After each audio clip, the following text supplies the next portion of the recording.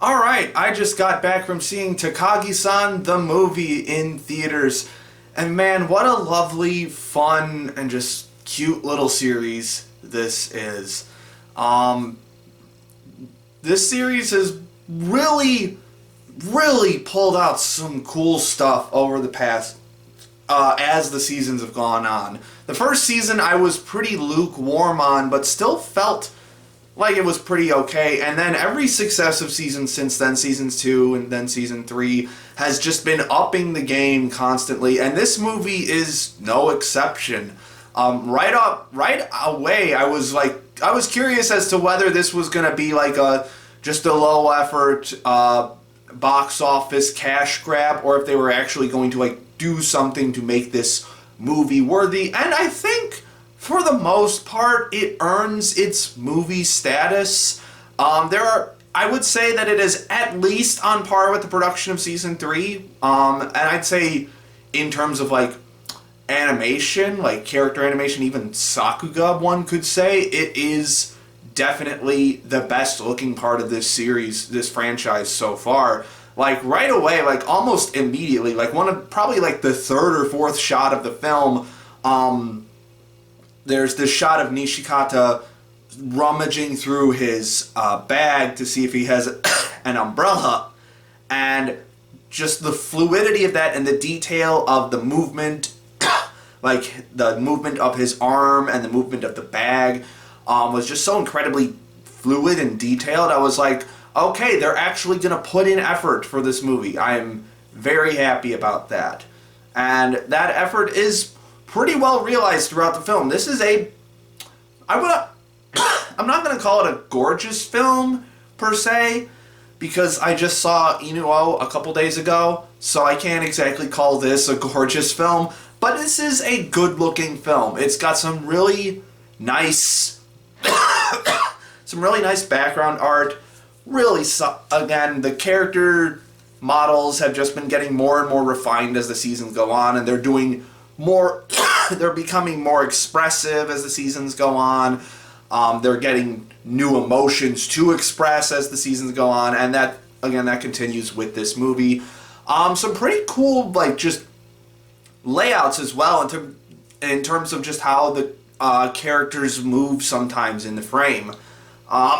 Again, that's something that Takagi-san has been getting more and more ambitious with as the seasons have went on. There's some cool shots of Nishikata biking around this island, which, by the way, maybe I just missed it, but I didn't realize until this movie that they lived on an island.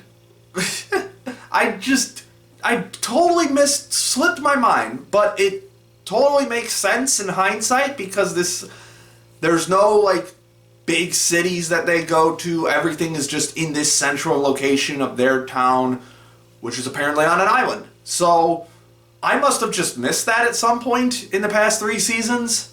Or maybe I just sort of subtly acknowledged it and just it didn't register it for me. But I think they do kind of bring out that island that island setting here, in particular, more so in how the characters interact in it, because one of the mini side plots in this is we got our Three Stooges girls back for this movie, of course, and they have a kind of subplot related to being on this small little island, and whether or not they're going to continue being on this small little island in the future once they get out of high school, because this is now, they're in their 3rd year of high school now, so they're in their 3rd year of middle school now, and they're going to be moving on to high school after this. And it's got a nice little fun pep to that subplot, and also some heart to it. And that's probably one of the coolest things about this movie, is that it just is so incredibly heartfelt and honest with itself. I think that's always been a strength of Takagi-san, but it is very much present here in that I think it's more sort of a natural growth as to where the series has gone. These characters are starting to be more honest with how they really feel and just sort of being a little more vulnerable. In particular, one of the big climax of the movie, I would say. There's this very cute and very wholesome and vulnerable moment that two of the characters share, and it really sealed the deal on this movie for me being just incredibly worthwhile. But of course, the big stars of this movie are Nishikata and Takagi, and they still have their general teasing shenanigans. It's all the stuff you liked about Takagi-san in a movie. That's really the long and short of it, I guess. It starts off with a few random-ish skits, although they do all sort of have a central theme to them in sort of how and Nishikata and Takagi relate to each other, I guess.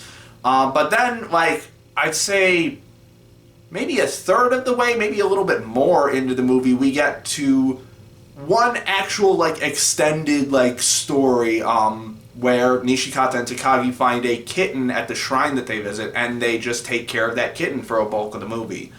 And it was just really cool to see them in a much more extended story arc, because we're used to these 6-minute to 10-minute skits with Takagi-san, and not much past that, I guess. I mean, obviously there's an ongoing character arc in the series, but in terms of the actual story bits, there's not a whole lot to grasp onto. And so the movie took the opportunity to give us something a little meatier, something a little deeper, I guess one could say. And it brought out some really cool sides of these characters. One of my favorite parts is that it shows that Nishikata is kind of dad material. He's very good at taking care of animals, I guess, and he's very into taking care of animals. And this is briefly foreshadowed before this, where he's at this torch festival, and he handles this scared kid very well and gets them to be not afraid anymore. And so I was man, Nishikata is dad material. And I could see Takagi-san look at him like he is dad material. So, yeah, a lot of really cute moments between Nishikata and Takagi as they start growing closer and closer together. But of course, the teasing is still very much there. That never really goes away in this movie. And so, it's good teasing. It really is. The first gag in this movie is they really lead in strong with it, and it just she never really lays off of him. It's the same old teasing master Takagi-san that you know. But yeah, this was a really solid movie. Now again, it's not going back to the visuals for a bit.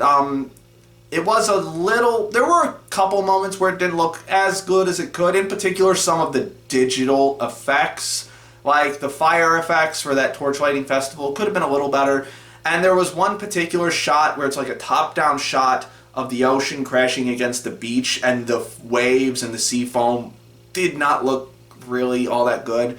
But again, if it's just random digital effects that pop up once every 20 minutes, I'm not going to be super down on it for that. It could have been better, but it's not a huge deal for this kind of movie.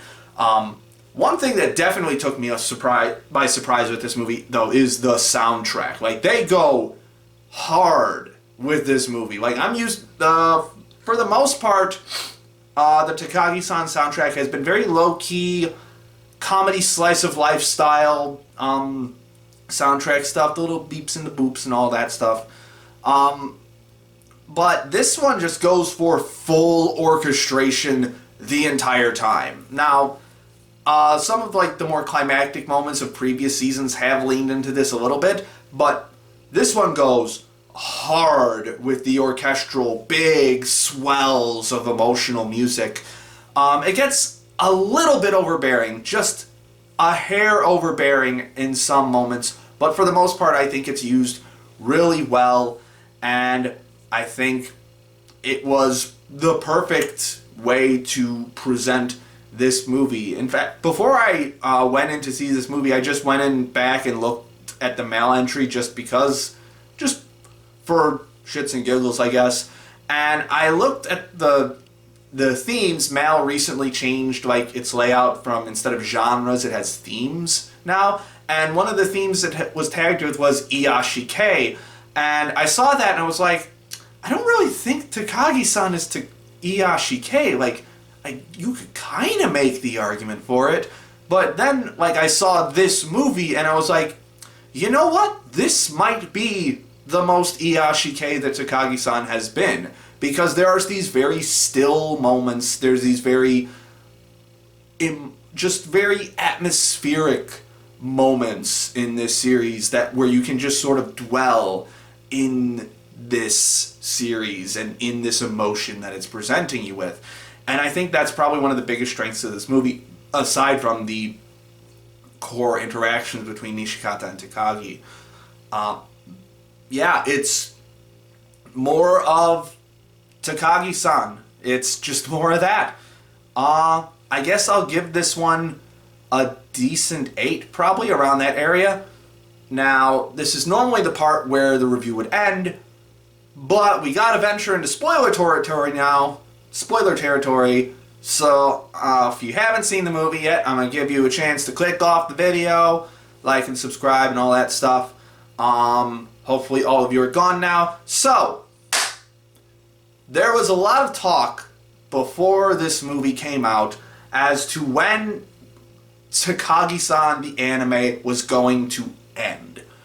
And because from what I've heard, the anime TV series has slowly been getting more and more anime original as time went on, and introducing more actual romantic elements between Nishikata and Takagi as opposed to just the general teasing bits.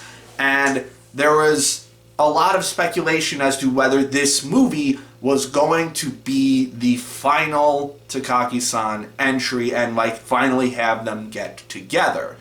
And I can finally say now we fucking did it, boys! Yeah! So yeah, this is the big moment for Nishikata and Takagi. They do finally get together at the end of this movie.